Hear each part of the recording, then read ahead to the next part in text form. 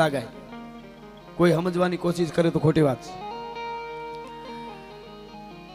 એમ કવિ પ્રદીપ જેને ભારતનું ભ્રમણ કરતો હતો અને ચિત્તોડ ગયો અને રાણી પદ્મિની સાથે 14,000 રાજપૂતાણીઓ જ્યાં જોહર કર્યા એ ધરતીમાં આવ્યો કવિ પ્રદીપ. હારે શિક્ષકો હતા, પ્રવાસ માટે દીકરીઓ અને છોકરાઓ, પ્રવાસીઓ બધા 15-15 વર્ષના દીકરા દીકરીઓ, એ પ્રવાસીઓ બધા વિદ્યાર્થીઓ હારે. અને કવિ પ્રદીપ આવ્યો, ચિત્તોડનો કિલ્લો જોયો, કીર્તિ સ્તંભ જોયો અને રાણી પદ્મિની હારે 14,000 રાજપૂતાણીઓ જ્યાં જોહર કર્યા અગ્નિમાં પડી ગયું હતું. એ ધરતી જોઈ કવિ પ્રદીપ ધ્રુજવા માંડ્યો. એને એમ થયું કે આ ધરતી કેવી છે.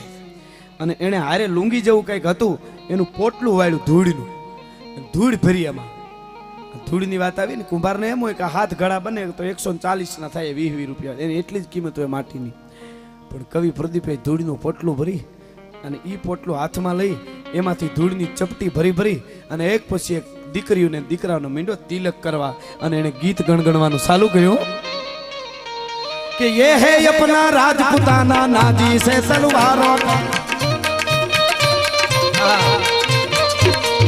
ये है अपना राजपूताना नाजी से तलवारों पे, जहाँ प्रताप का वतन पला है आजादी के नारों पे.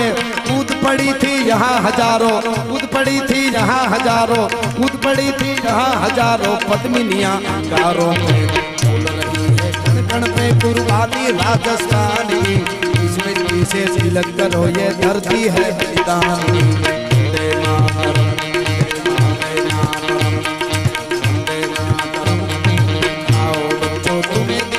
जागी हिंदुस्तान की, इसमें किसे तिलक करो ये